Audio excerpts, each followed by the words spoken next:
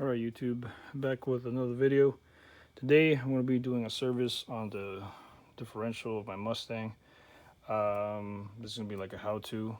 So for the 7.5 V6 with the non-slip, non-limited slip, the 8.8 on GT, and the 8.8 IRS 31 spline on the Cobras, it should be the same step. We're just basically draining it and refilling it. What you'll need is basically 2 quarts. If you have the 8.8 from the GT and the Cobra, you need 2 quarts of gear oil. It asks for 80 weight 90. You can use 75 weight 90. I think it's almost going to be I don't think it's going to be a big difference.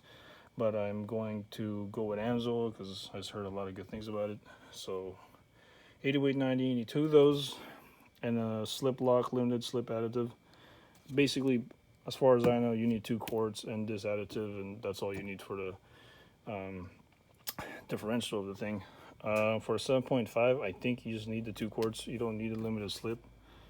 I'm not too sure on that. It might be less, but it's basically 2 quarts and a limited slip for the Cobra and the GT, and then the 7.5 and the non-slip. You don't need this. So there's that.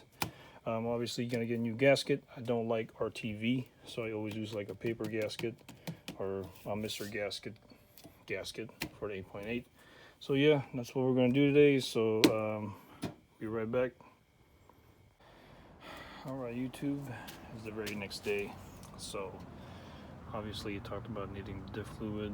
That's just a bottle I could put the old differential fluid in, just a container.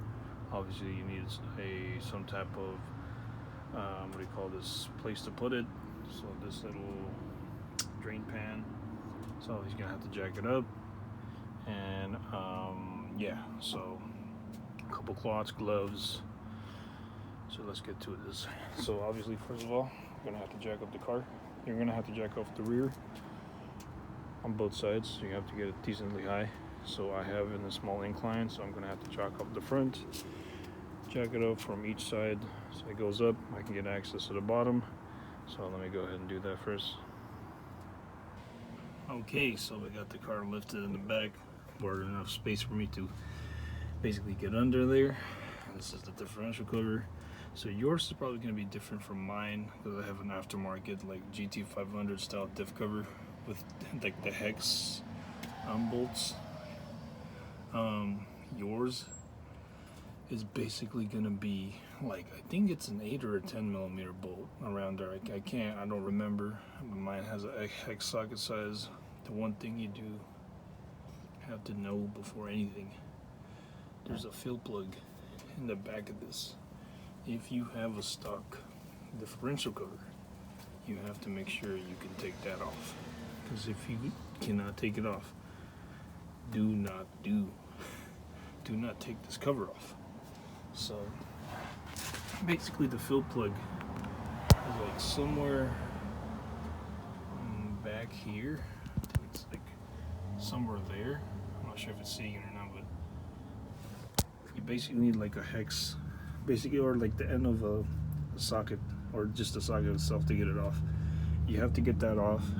If you can't get it off, do not take off this cover.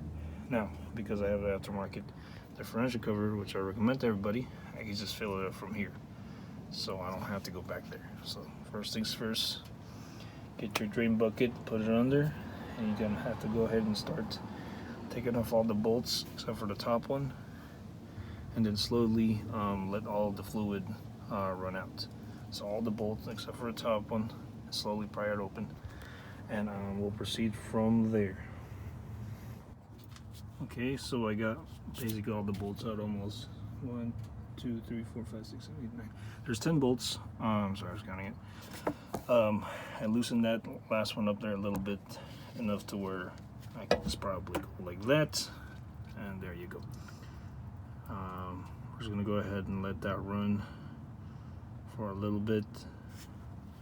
Let all the fluid drip out.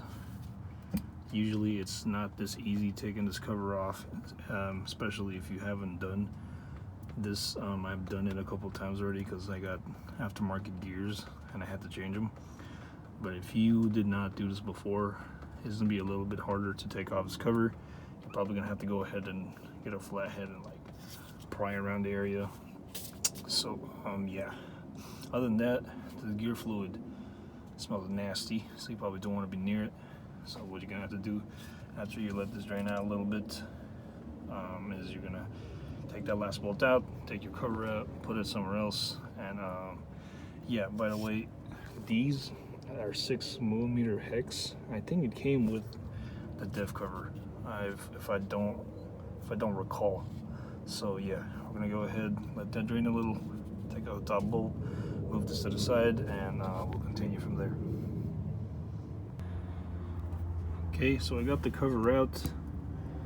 This is probably the perfect time for you to just go look around, make sure everything is fine, make sure that your wear patterns are probably okay, anything loose, anything that looks off, this is the perfect time to check it.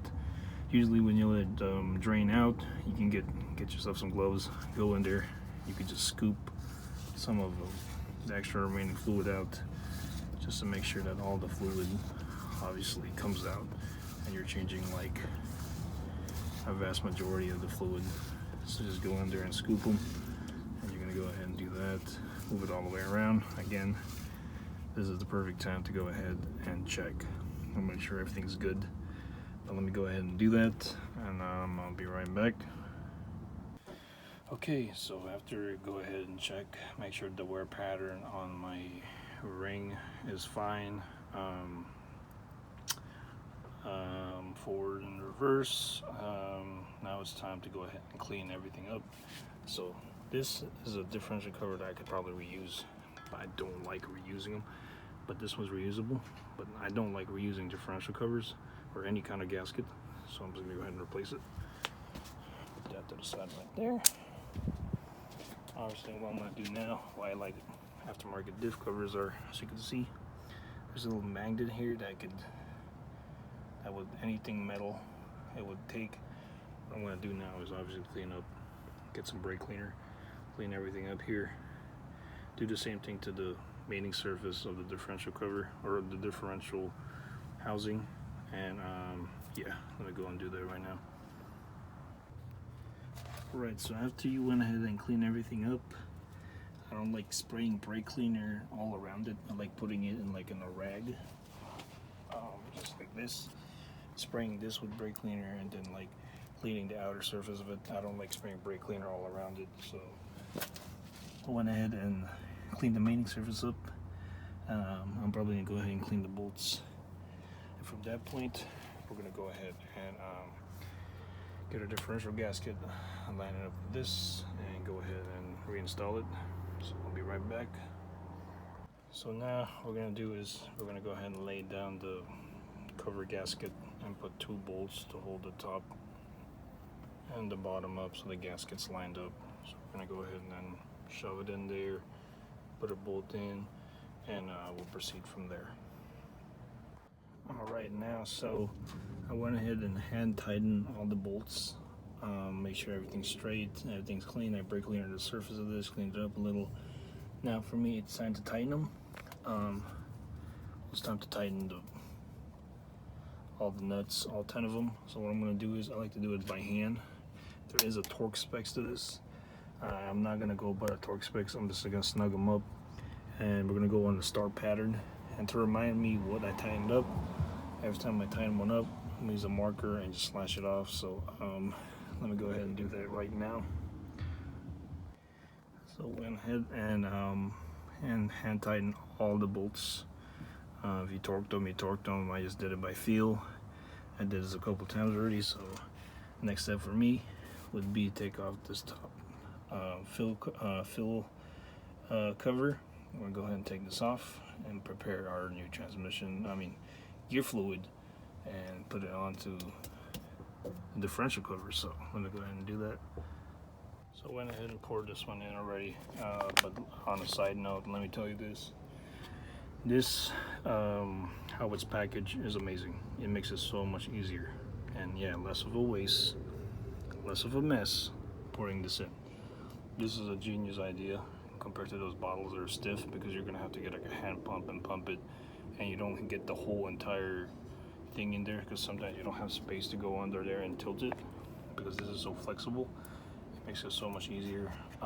Again, Amsoil is well known, so I mean, if you're gonna do yours, just get Amsoil. This makes it so much easier to pour, like 100%. So went ahead and poured this in. Now we're gonna go ahead and pour the Amsoil slip lock in for the limited slip, obviously, because I got limited slip. Let me go ahead and do that. And I mean, obviously pour the rest of it in, might as well. All right, so I went ahead and filled the whole entire content of that thing inside here. Went ahead and snugged up the top. Obviously, the next thing to do is to go ahead and properly dispose of your gear oil, lower it from the jack, and go ahead and take it for a test drive. So let me go ahead and do that. And on another note, pretty sure Amsoil is not the one who, like, I'm pretty sure they don't have like a patent for this packaging. I'm just saying, amazing thing to use. It just makes it so much easier using this. So 100% recommend Amsoil at the moment with just the packaging. So all right, so now we're test driving the car. According to the Amsoil limited slip additive, you try to drive the car in like in a figure-8 pattern to make to soak in the, what do you call this, to soak in the clutches. So we're gonna go ahead and just wave, so we're gonna wave around, kind of look like a fool driving like this, but that's what it says. Basically on this test drive, we're just trying to hear for any type of weird noises that obviously it shouldn't make. Other than that would be, once we go ahead and do this test drive, we're gonna go ahead and park it, make sure it's not leaking. Obviously that's one of the more important things, is make sure it does not leak. Go ahead and do that, but like I said,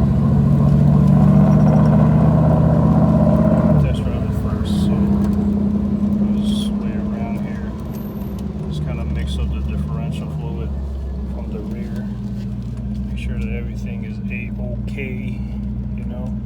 So we're gonna go ahead and just drive it back and forth a couple of times and make sure it don't leak. So let me go ahead and do this test drive. Alright, so we're back from our test drive. So what we're going to do, we're just going to go ahead and take a peek under, just to make sure that nothing's leaking. Go under here. More commitment going under. Just check around, make sure there's just no leaks. If it's not leaking, then you should be all good. It's pretty straightforward, changing differential fluid. Again, I recommend the Amsoil because from the looks of it, just makes it easier. And Amsoil, as far as I know, is the best fluid out there. So yeah. So until next time, YouTube, another job well done.